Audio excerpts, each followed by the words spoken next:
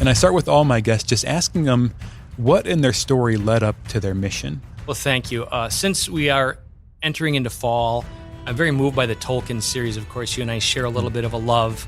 And my daughter, Catherine, and I, family fun day would be the day after Christmas, where I'd take the family to a movie and we'd pray and adoration and good snacks and that sort of thing. And when the kids were all in the house, one of them were the Hobbit trilogy. So this followed the Lord of the Rings, which I thought were very superbly done. And I'm more of a reader than I am a movie consumer. I thought Peter Jackson did a great job. When we got to The Hobbit and they were old enough to go in consecutive years, I have to say I was so tired on the 26th. I pretty much slept through those. It was like sleep time, and I tried to watch.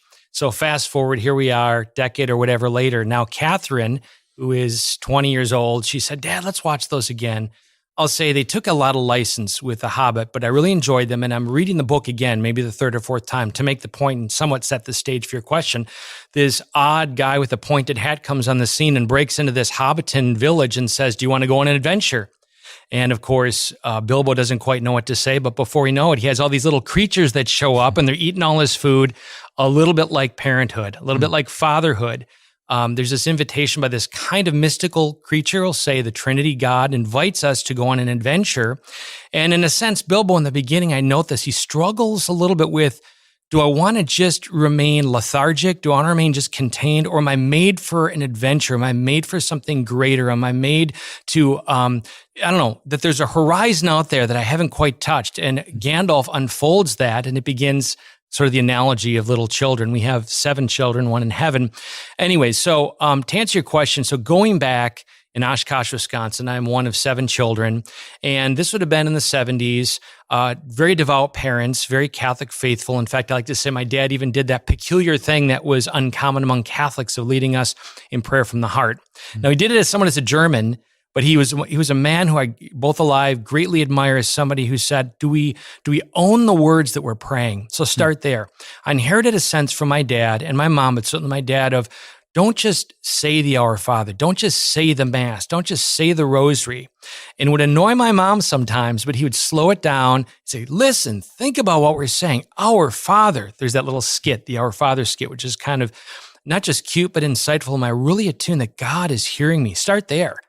To be mindful that in this very moment, God holds me in existence. He's listening. He cares. My father, who's an icon of the Father in heaven, because it's a harrowing thing to be a dad, and he has his mistakes, as we all do. We are very imperfect representations, but he imparted on us a sense that God is present with us. All right, so I'm the second oldest, 6 boys and a girl, and as we entered into those teen years, we were no longer, if you will, those 6 little ducklings sitting in the front pews that my parents were so proud of.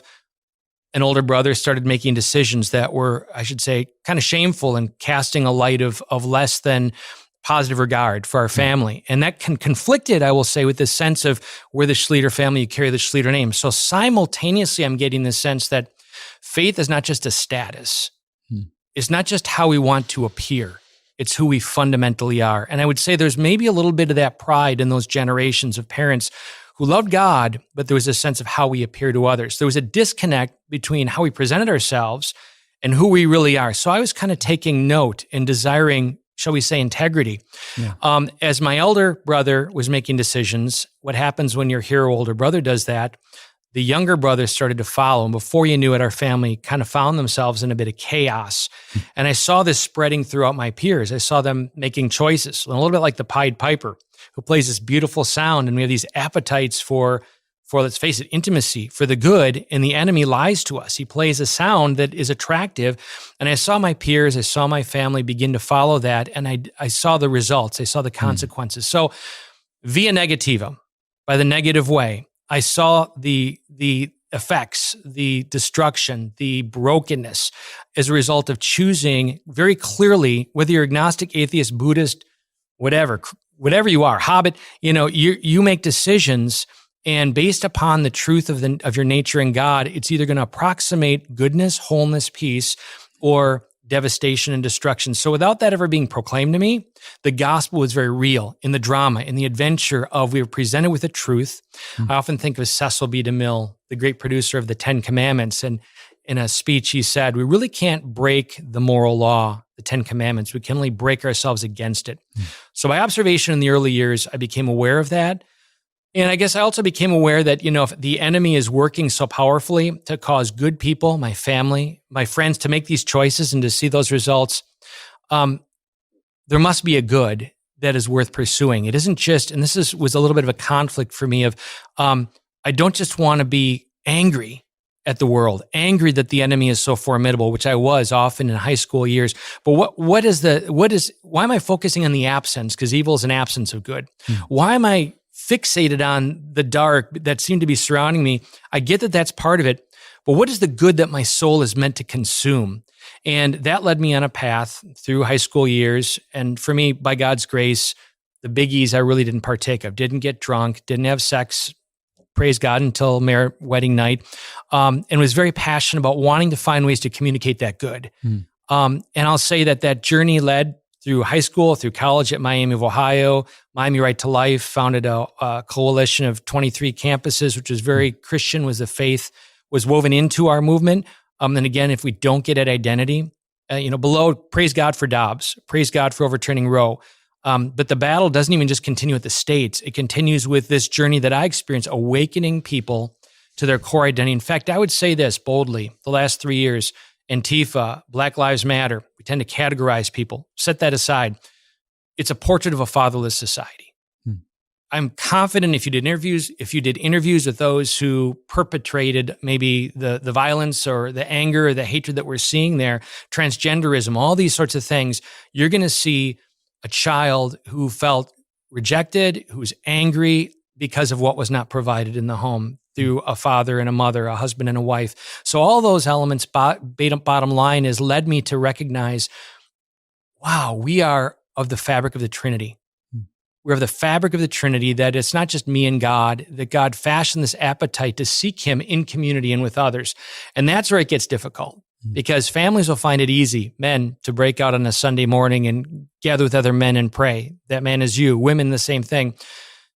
More fearful than running into a burning building on 9/11 to save those who we don't even know, for a man is to enter into his own home, go eyeball to eyeball with his kids, and to have the heart of the Father and be attuned to what is moving this child of mine. And not just because we should or duty, it should start there maybe, but give me the desire and awareness that this is the adventure, to have the heart of the Father, to be attuned and look in the eyes of a child and your spouse and ask, what's going on there, and can I behold it?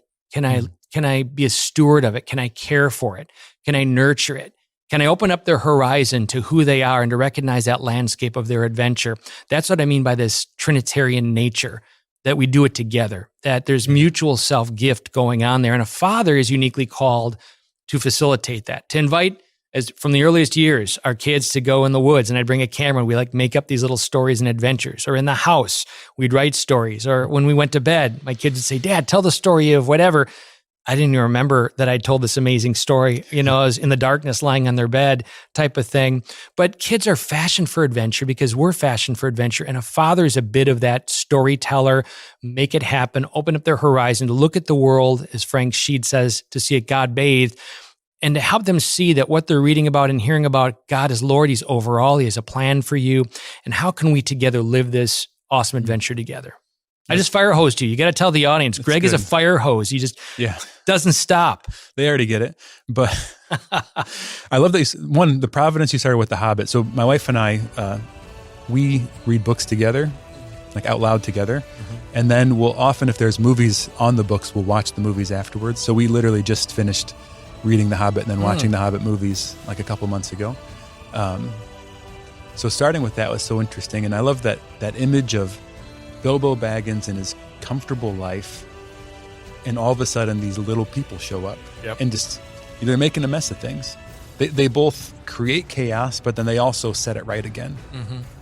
Because I think what it's proposing is there was something disordered about, even though there was all this external order in Bilbo's life, there was still something disordered at the core.